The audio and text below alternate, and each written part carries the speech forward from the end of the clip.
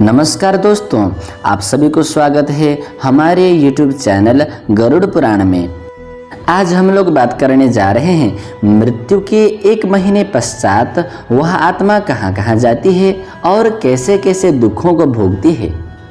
इस विषय में भगवान विष्णु कहते हैं, हे गरुड़, वह आत्मा अर्थात प्रेत 1 महीने में सौरीपुर नामक नगर में पहुंचता है और वहां पर विभिन्न यातनाओं को भोगने के बाद में 45 दिन में पुत्र आदिकों के द्वारा दिए हुए पिंडदान को भोग करके आगे बढ़ता है।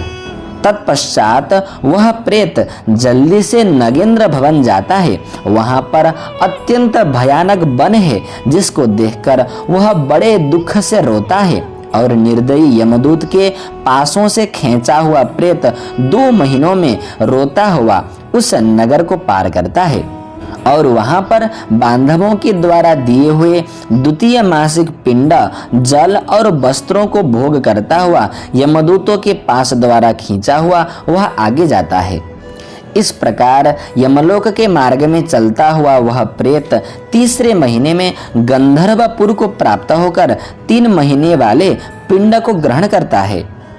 4थे महीने में वह प्रेत शैलागम नाम के नगर में पहुंच जाता है। वहां पर प्रेत के ऊपर बहुत से पत्थर बरसते हैं। वहीं पर 4थे महीने में दिए हुए पिंड का भोग कर थोड़ा सा सुख को प्राप्त कर वहां से 5वें महीने में क्रौंचापुर नाम के नगर में पहुंच जाता है और वहां पर भी 5म मासिक पिंड को भोग कर आगे क्रूरपुर नाम के नगर में पहुंच जाता है। 5.5 महीने बीत जाने के पश्चात जब 6 महीने होने को होते हैं उस समय उस प्रेत को घट सहित पिंडदान करते हैं, जिससे वह प्रेत कुछ अंश में तृप्त हो जाता है। फिर भी संपूर्णतया तृप्त नहीं हो पाता, क्योंकि चारों तरफ से यमराज के दूतों के भयानक स्वरूप को देखता हुआ और उनके द्वारा प्रताड़ित होता हुआ वह प्रेत अत्यंत भयानक कष्ट को प्राप्त करता रहता है। उस क्रौंचापुर में आधे मुहूर्त तक विश्राम कर बड़े दुख से डरता हुआ कांपता हुआ यमराज के दूतों की गर्जना से पीड़ित होता हुआ वह प्रेत उस पुर को त्याग कर चित्रभवन नाम के नगर में पहुंच जाता है। वहां पर विचित्र नाम वाला यमराज का छोटा भाई राजा बनकर राज्य करता है। उस पुर में उस विशालकाय यमराज के भाई को देखकर प्रेत अत्यंत डरता हुआ दौड़ता है। तब नाव चलाने वाले उस प्रेत के सामने आकर कहते हैं कि महावैतरणी नदी में चलाने के लिए हम नाव लेकर तुम्हारे पास आए हैं। अब तुम्हारे पास कोई ऐसा पुण्य हो तो कहो। हे प्रेत, तत्ववेत्ता मुनियों ने दान को वितरण कहा है जिससे यह तैरी जा सकती है, इसलिए इसका नाम वैतरणी नदी है। अर्थात वितरणात् तीर्यते असौ वैतरणी, दान करने से जिस नदी को पार किया जा सके उसी नदी को वैतरणी नदी कहा जाता है। हे प्रेत, यदि तुमने गौ का दान किया हो तो यह नौका तुम्हारे समीप आएगी, बिना दान यह किसी के पास नहीं आती है। ऐसे वचन सुनकर प्रेत हाहाकार शब्द करने लगता है। हा दैव, मैंने दान नहीं दिया, इसलिए मुझे अब इस भयानक वैतरणी नदी में गिरना पड़ेगा। तत्पश्चात उस वैतरणी नदी के भयानकता को देखकर प्रेत अत्यंत भयभीत होकर विलाप करता है। जिसने गोदान नहीं किया है ऐसे पापी जीव वैतरणी नदी में डूब जाते हैं। तब जैसे मांस सहित मछली फंसाने वाले कांटे में फंसाकर मछली को खींचते हैं, उसी प्रकार उस प्रेत के मुख में शूल छेद कर उसको आकाश में रहने वाले यमदूत वैतरणी नदी के पार ले जाते हैं। तत्पश्चात 6 महीने के पिंड को भोग कर वह प्रेत आगे चलता है। फिर भी मार्ग में अत्यंत भूख से पीड़ित होता हुआ वह विलाप करता हुआ जाता है। 7वें महीने में बहुआपदपुर नामक नगर को पहुंच जाता है। वहां पर पुत्र आदिकों के द्वारा दिए हुए 7म मासिक पिंडदान को भोगता है। उस पुर को लांघकर वह प्रेत दुखद नामक पुर में पहुंच जाता है। उस मार्ग में अवलंब रहित पक्षी की तरह चलता हुआ वह प्रेत महान कष्ट को प्राप्त करता है।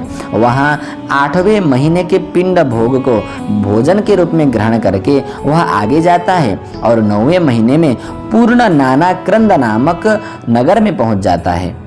उस नगर में नाना प्रकार के जीव अत्यंत दारुण और भयानक शब्द करते हैं, जिनको सुनकर वह प्रेत शून्य हृदय से अपने आप ही अत्यंत दुखित होता हुआ चिल्लाता हुआ रोता है।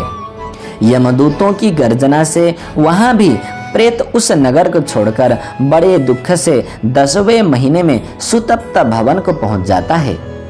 इस पुर में भी 10वें महीने के पिंड दान को भोगकर 11वें महीने पूर्ण होने पर रौद्र नामक पुर को पहुंच जाता है। उस नगर में पुत्र आदि के द्वारा दिए हुए पिंड को भोगकर 11.5 महीने में पयोवर्षण नामक नगर में पहुंच जाता है।